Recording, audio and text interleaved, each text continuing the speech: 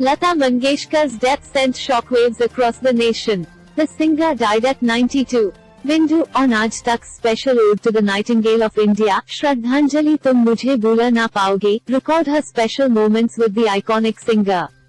Bindu also made many revelations about the singer. Dharmendra and Lata Mangeshkar often spoke and were in touch even during the singer's last days. On Aaj Tak's special ode to the Nightingale of India, Shraddhanjali Tum Mujhe Bhula Na Paoge, Dharmendra spoke about the iconic singer.